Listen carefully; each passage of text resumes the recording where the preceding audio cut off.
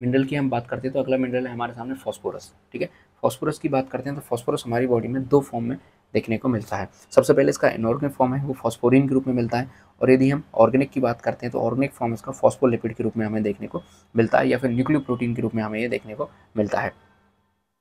हम बात करते हैं कि ये हमें हमारी बॉडी में कहाँ देखने को मिलेगा, तो जितने भी हमारी बॉडी के सॉफ्ट टिश्यूज हैं, जैसे आपका लीवर हो गया, ब्रेन हो गया, किडनी हो गई, तो इनके अंदर इसकी हायर कंसंट्रेशन हमें देखने को मिलती है। वहीं हम बात करें हार्ड टिश्यू जैसे आपके बोन हो गए, टीथ हो गए, इनके अंदर कैल्शियम हमें ज़्यादा देखने को मिलता है। लेकिन हम बात करें सॉफ्ट टिश्यू के अंदर तो फॉस्फोरस हमें ज़्यादा देखने को मिलेगा एज़ कम्पेयर टू कैल्शियम। ठीक है, अब हम बात करते हैं कि ये इसका नाम है फॉस्फोरस। इसके अलावा हम फूड सोर्स की बात करते हैं तो मिल्क के अंदर फॉस्फोरस हमें आसानी से देखने को मिलेगा, ज़्यादा मात्रा में हमें देखने को मिलेगा। मिल्क प्रोडक्ट्स हो गए आपके, मीट हो गए, पोल्ट्री हो गई, पोल्ट्री प्रोडक्ट्स हो गए, सीरियल्स हो गए, इनके अंदर हमें आसानी से फॉस्फोरस या फिर ज़्यादा मात्रा में हमें देखने को मिलेगा। ठीक है, अब हम इसका आरडीए देख लेते हैं। फॉस्फोरस का मिलीग्राम पर डे आरडीए क्या रहना चाहिए।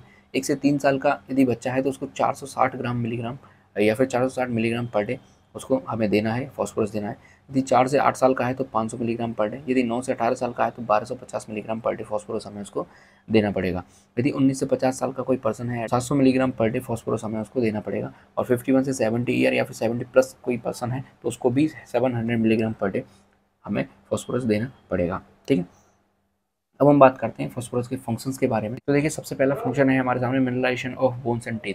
तो बोन्स एंड टीथ मेजरली बनते हैं किससे, कैल्शियम से। 2:1 हमने पीछे पढ़ा था, यानी दो मॉलिक्यूल यदि आपके कैल्शियम के हैं तो एक मॉलिक्यूल आपका क्या होगा, फॉस्फोरस का होगा। तो जैसे बोन्स एंड टीथ में कैल्शियम रोल प्ले कैल्शियम बनाने में हेल्प करा था, उसी तरीके से फॉस्फोरस भी आपका बोन्स एंड टीथ को बनाने में हेल्प करेगा। ठीक है, इसके अलावा देखिए regulation of acid and base balance, इसको किस तरीके से समझेंगे। देखिए जो फॉस्फेट आयन होते हैं, ठीक है, या फिर फॉस्फेट कंटेनिंग जितने भी कंपाउंड होते हैं वो बफर की तरह हेल्प करते हैं। और जो बफर क्या होते हैं कि जो एसिड बेस है उसका बैलेंस बना के रखते हैं। तो यहाँ पे जो पीएच के अंदर जो वेरिएशन आता है, यानी पीएच कम या ज़्यादा हो सकती है। यदि एसिड बढ़ जाता है बॉडी के अंदर तो वहाँ पे आपकी पीएच है वो लो हो सकती है। यदि बेस की क्वांटिटी बढ़ जाती है तो पीएच आपकी हाई हो सकती है। तो इस चीज़ को रेगुलेट करने के लिए जो फॉस्फेट आयन होते हैं वो फॉस्फेट आयन क्या करते हैं, बफर की तरह कार्य करते हैं, और एसिड जो बेस है इम्बेलेंस ही चल रही है यहाँ पे उसको क्या कर देते हैं, बैलेंस करके रखते हैं। ठीक है, अगला फंक्शन है इसका constituent of essential body compounds, यानी कि जो हमारी बॉडी के एसेंशियल बॉडी कंपाउंड्स हैं उनमें भी उनको बनाने में भी हेल्प करता है। किस तरीके से हेल्प करता है, देखिए फॉस्फोरस जो है वो हमारी बॉडी के अंदर जैसे न्यूक्लिक एसिड है, इसके अलावा जो न्यूक्लियो प्रोटीन है उनमें एसेंशियल कॉन्स्टिट्यूएंट होता है फॉस्फोरस। ठीक है, इसके अलावा जो हमारी बॉडी की करेंसी एनर्जी करेंसी है, जैसे आपका एटीपी हो गया, एडीपी हो गया, तो इसके अंदर भी फॉस्फोरस होता है फॉस्फेट ग्रुप के रूप में। ठीक है, इसके अलावा हम बात करते हैं कि बहुत सारे हमारी बॉडी के अंदर कोएंजाइम्स पाए जाते हैं, तो उन कोएंजाइम्स के स्ट्रक्चर में भी फॉस्फोरस हमें देखने को मिलता है। तो हमारी बॉडी के अंदर जैसे कुछ एसेंशियल कंपाउंड्स हो गए, एटीपी हो गया, एडीपी हो गया, ठीक है, इसके अलावा न्यूक्लिक एसिड हो गए, न्यूक्लियो प्रोटीन हो गए, तो इनमें ये जो कंपाउंड्स हैं इनको बनाने में हेल्प कौन करता है, फॉस्फोरस यहाँ पे हेल्प करता है। ठीक है, अगला फंक्शन है absorption and transportation. Absorption and transportation किस तरीके से हेल्प करता है, देखिए ये सेल की मेम्ब्रेन होती है, और सेल की मेम्ब्रेन के अंदर क्या देखने को मिलता है, हमें फॉस्फोलिपिड हमें देखने को मिलते हैं। क्या देखने को मिलते हैं, फॉस्फोलिपिड्स हमें देखने को मिलते हैं। तो इस फॉस्फोलिपिड के अंदर ये जो फॉस्फो है ये फॉस्फेट ग्रुप है। ठीक है, अब ये फॉस्फेट ग्रुप क्या करेगा, कोई भी न्यूट्रिएंट है जो बाहर की तरफ है या सेल के अंदर की तरफ है उनको ट्रांसपोर्ट कराना है, तो वो न्यूट्रिएंट क्या करेंगे, सबसे पहले फॉस्फेट के साथ कंबाइंड होंगे। कंबाइंड होने के बाद उनको ट्रांसपोर्ट कर दिया जाएगा। यदि सेल से बाहर जाना है तो सेल से बाहर ले जाया जाएगा, अंदर लाना है तो अंदर ले लिया जाएगा, और बाद में बॉडी के द्वारा उनको क्या कर लिया जाएगा, एब्जॉर्ब कर लिया जाएगा। तो एक तरीके से ट्रांसपोर्टेशन में ये हेल्प करता है फॉस्फेट ग्रुप या फिर फॉस्फोलिपिड्स। ठीक है, अगला फंक्शन है ऑक्सीडेशन ऑफ मैक्रोन्यूट्रिएंट्स, यानी हमारी बॉडी के अंदर मैक्रोन्यूट्रिएंट्स 3 पाए जाते हैं। आपका कार्बोहाइड्रेट है, प्रोटीन्स है, फैट्स है।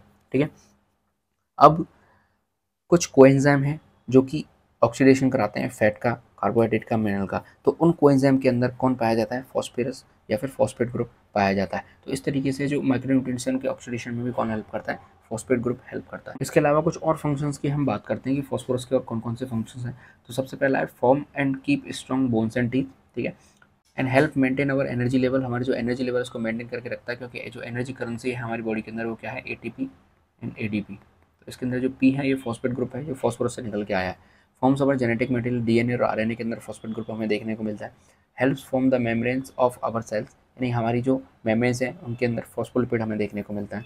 इसके अलावा keep the healthy functions of our brain and nervous system, हमारे ब्रेन और नर्वस सिस्टम को हेल्दी रखने के लिए काम में आता है। इसके अलावा help to maintain normal acid balance, यानी पीएच को मेंटेन करके रखता है, क्योंकि जो फॉस्फेट ग्रुप होते हैं वो बफर के रूप में कार्य करते हैं। Help oxygen delivery in the body, यानी जितने भी ट्रांसपोर्टेशन में काम करता है, कौन काम करता है, आपका फॉस्फेट ग्रुप काम करता है। ठीक है, यहाँ पे हम इसकी डेफिशिएंसी और टॉक्सिसिटी की बात कर लेते हैं। तो डेफिशिएंसी में सबसे पहले डेफिशिएंसी है ऑस्टियोमलेशिया। ऑस्टियोमलेशिया का मतलब क्या होता है कि जो फॉस्फोरस है वो बोन्स के अंदर थोड़ी कम हो जाएंगे और यहाँ पे बोन्स जो है आपकी सॉफ्ट होना स्टार्ट हो जाएंगी। ऑस्टियोमलेशिया के अंदर विटामिन डी की जो एब्जॉर्प्शन है वो थोड़ी कम हो जाती है। जो कैल्शियम और फॉस्फोरस है वो विटामिन डी की एब्जॉर्प्शन को भी क्या करते हैं, रेगुलेट करते हैं। तो यहाँ पे जो बोन्स हैं आपकी सॉफ्ट हो जाएंगी, सॉफ्ट हो जाएंगी तो बोन्स आपकी जो आपकी स्ट्रक्चर होनी चाहिए वो नहीं रह पाएगी, टेढ़ी मेढ़ी यहाँ पे बोन्स हमें देखने को मिलेंगी। तो साथ ही साथ रिकेट्स नाम की जो बीमारी है वो फॉस्फोरस की डेफिशिएंसी से हमें देखने को मिलेगी।